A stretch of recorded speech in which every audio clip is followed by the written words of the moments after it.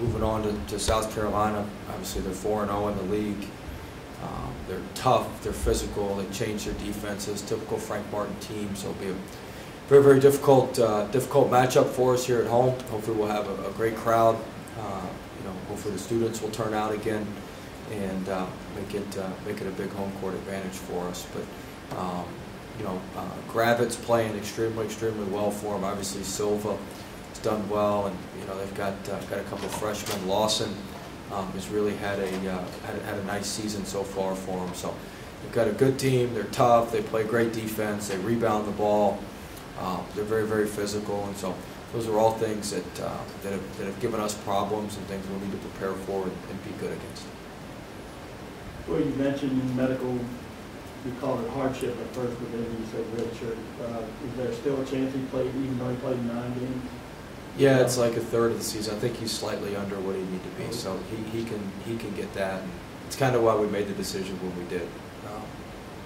But we're hopeful he'll get that. He could come back or transfer elsewhere. Do you need one more? I mean, we've been calling it an uncurable bone issue. It's a bone issue. I mean, I'm not a doctor. Basically, if it's not secured, the bones, I don't understand it all, but basically what happened to Kevin Ware could happen to him. Does that make sense? The kid in the NCAA tournament for Louisville. So basically, that could have happened. So that's not something many of us want to risk, and you don't want that on your watch in practice or a game. So it was a similar kind of injury to what he had. So there's a way you can go in there. They're putting a plate in there to stabilize it. You can screw I don't understand it all. You can screw a plate in there to stabilize it. It won't keep the pain. I mean, it's still going to be painful for him, but it'll at least be stable, I think, from what I understand. So I really don't know how to describe it other than that. Is the message now about handling success? Yeah, I mean, I don't know how successful we've been, but we talked about certainly the position we're in and how you have to double down on what you do, and you got to be hungry for more. And, what we've done so far is we've done our job. I don't think we've done anything that's just unbelievable thus far. How much easier, or does it make it any easier when you have a hat like that to go back and show the guys, like, this is what we're talking about when we talk about X, Y, Z? Yeah, I mean, we certainly spoke about that, but I mean, we got a lot of stuff we got to get corrected too. We gave up 21 second chance points, 13 in the first half, 8 in the second half.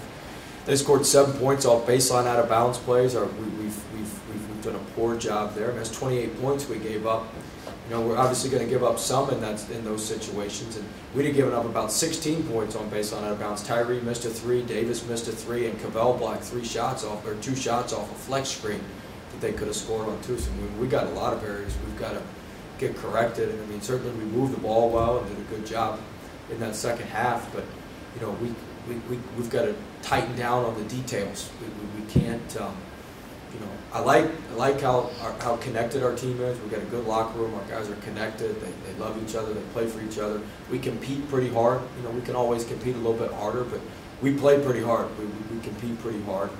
But everything matters when you get to this point, and the details have got to be taken care of. We missed some front ends of some one-on-ones.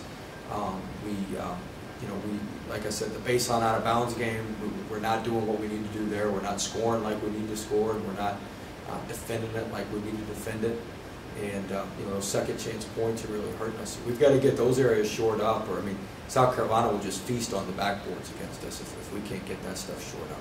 What are the details that lend to a half like you had where you had just 3 turnovers versus that? Well, we just valued the ball. We shortened our passes a little bit. Our timing was better. Our timing was off in the first half. We didn't time our cuts up. We didn't have any timing and spacing to catch the ball. We were kind of standing on top of each other. So I thought our timing and spacing was better. Our passes were on time and on target. Our guys caught the ball with 2 hands, ripped it through, and we were able to get some space. So we'll certainly need to do that against South Carolina. They're forcing, teams are averaging like 17 turnovers a game against them. So we're going to need to do a great job against them of valuing the ball. it's funny when people talk about Frank's teams, tough is always usually the first word. That's something I'm sure that comes with practice, but is that innate, do you think, in some Oh, way? they just I mean, he's a great guy. You talk to him off the court. I really enjoyed being around him when we're at the meetings and different things. I mean, he's just a great human being, great person. He's a teacher at heart. You know, he's got he was an educator before he's still an educator, but he's a high school teacher. You know, he always gives you some wisdom whenever you're around him. You always feel smarter after sitting there. At least I do. Maybe that's how dumb I am, but you always feel smarter after being around him and talking to him. But I mean, he just has an edge to him.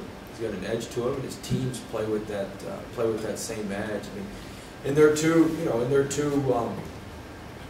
road wins at Vandy and at Florida, I mean, they were down double digits. They were down 12 at Vandy and 14 at Florida with under 10 minutes to go in the game.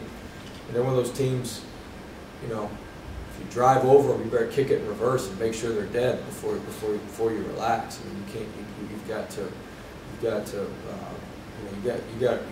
stomp them out because they don't go away.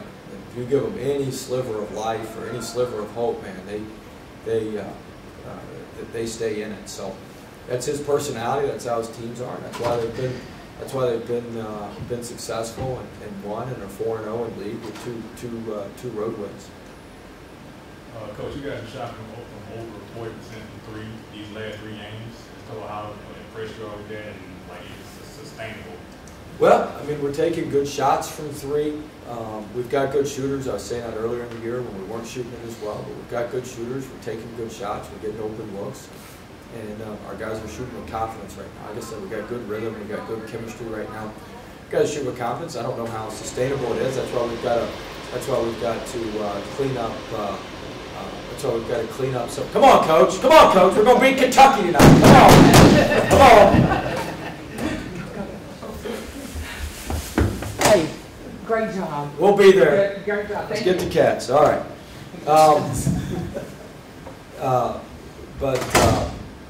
You know, I don't know how sustainable it is. That's why you got to clean up the other areas. You know, if you're not making threes, we got to be able to offensive rebound. We got to be able to check out, not give up so many second chance points. We got to be able to execute based on out of bounds. And that's why we got to clean up those details. You can't get all excited just because shots are going. You got to clean up the other areas of your game. And when the shots go in, that's a bonus.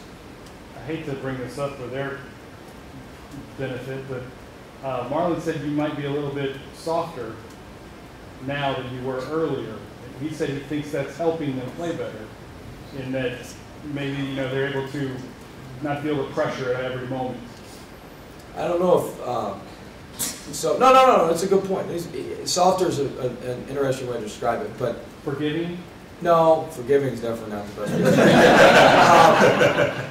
You know, we had we weren't going along very well, and before the St. Mary's game, I met with the team that day, the night before, or the day before at the hotel, and it was just me and the team. I didn't have my assistant, I had nobody else in there. It was me and the players. And we just I told them what I thought, they told me what they thought, and you know, it's my job it's not what I want to do, it's what gets the most out of our team. And so, it's not necessarily how I want to do things, it's what they respond to the best and what works the best with these guys. And so, they told me some things, and my staff and I, we adjusted, and I think that's part of the reason we've won, we've come closer as a team. Our staff, I mean, it's not necessarily what I want to do all the time. What I want to do is not necessarily what's going to help this team the most. And so you've got to adjust. And we still hold them accountable. We're still demanding. We're all those things, but you know, we do it in a different way maybe than when we were doing it earlier in the preseason. And since we've done that, we've been on a 6-game winning streak. And you know, now the challenge is going to be when we do lose, and we are going to lose at some point.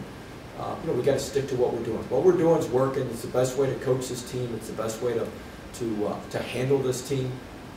But I would say I'm just more understanding, and I think I think everybody like you want to be judged on your intent, but most people judge you on your actions. Does that make sense? Your actions don't necessarily meet your intent all the time. You follow what I'm saying? And so I think we're just trying to be a little bit maybe more understanding of the intent as opposed to the actions. I think most people would like that. They'd rather be judged on their intent than maybe how it comes off and how their actions are. And so You know, we try to look at the intent a lot more than we look at maybe necessarily the action. Speaking of actions, 2 road wins get you to dance. Well, at Mississippi, you know, they were playing music in the locker room when I came in there to give my final pregame speech, and they wanted me to dance then. I said, well, let's win a game, and then I'll dance. And so, sure enough, I'm a man of my word. Again, is that just related to guys? I mean, No, I mean, you gotta have fun. I mean, Yeah. the fun's in the winning, and so you know, you want to have fun when you win. We don't ever want winning to be miserable. So you gotta have fun when you're winning. But I mean, we had fun in that locker room. It was a good locker room now. We hadn't won many like that, and so that was fun. And when you get on the plane, you crank the film up and get right back at it. So, but it was, you know, it was a fun locker room. You know, we've worked hard. We worked hard. We prepared hard. Our guys were ready to go. I mean, it's a crazy atmosphere. That was like when we went to Auburn last year, just in terms of the atmosphere, how in sync their students were. I mean, they did that hotty toddy chant before the game. I thought the roof was getting ready to come off the place. And you were the YouTuber. I mean, it was wild. It was maybe even crazier than Houston. Going into the game just because it was closer. So I mean, it was as good an environment as we've won in. And I was just pleased. That was the first time since we've been here we were kind of able to impose our will on somebody, just kind of suck the life out of them. And I thought we were able to do that, especially the last 8 to 10 minutes of the game. That's what you want to do. If you're going to be a good program, an elite program, you got to be able to kind of squeeze the juice out of them. And we were able to do that. So that was why I was very excited about that. But, you know, that ain't going to beat South Carolina. So we got to flip the page and get ready for that. Have you ever danced before in the locker room? Oh yeah, I've done it. Now, you know, not everybody has their cell phones out. Anything else? I guess you guys are building a pretty big home court advantage yourselves here. It's like 16 or 17 in a row. How big an impact do the fans have in that? I mean, is it something that you can notice when you're on the road? Yeah, I mean the fans are huge. You know, I mean on the road you got to kind of, you know, it's 30 versus 10,000, so you got to kind of overwhelm them with your spirit and how you dig in and how you do things. But just, you know, it's like I tell our guys, just being at home is not a reason to relax. The fans are great. They're into the game, and they give us an awesome advantage. When our students are here like they were for that Alabama game, I mean, that's like double the advantage when our students are engaged like that. And hopefully we'll have that as we move forward here, because that's what we go into on the road. So hopefully we'll continue to have that here. But you know, I think protecting your home court is the first part of being a really, really good program. You got to be a program that doesn't lose at home, and I think that's a huge emphasis for us. And certainly having great fans and having good attendance and having folks there. Just the whole atmosphere is good. You know, I think Dr. Jones has done a good job with the band. They've changed some of their things, and so you know, there's no detail is too small for us to touch with all that sort of stuff. But I feel like you know, we're getting there. Are we where we want to be? No. You know, we've got a lot of other areas that I'd like to be better at, just in terms of our home game presentation and that sort of thing. But I certainly think we're getting better. What have been some of the strides you've seen from Marlon in the past month and a half or so? Well, he's just understanding more. You know, he's listening a lot better. He's understanding how to prepare. He's understanding how to get a game plan and a scouting report into the game, which is really really important. And I've just been very pleased with his progress. He's learning. He's getting better, and he wants to be a great player. And I'm very pleased. We just got to keep him moving forward. But he's a athletic specimen. You know, I always say there's 2 or 3 plays a game. He's the only guy in the gym that can make them. So you always like it when he plays for you. You've got a guy like that can make those plays. When he's the only one who can make those plays, and so he can do that. But you know, his defense is what really helps us. To have him and know that we can kind of shut the water off to one of the other team's good perimeter scorers it's a nice feeling going into a game, knowing that we got a fighting chance to do that. That's really what he's brought to our team. Just some explosiveness, plays at the rim.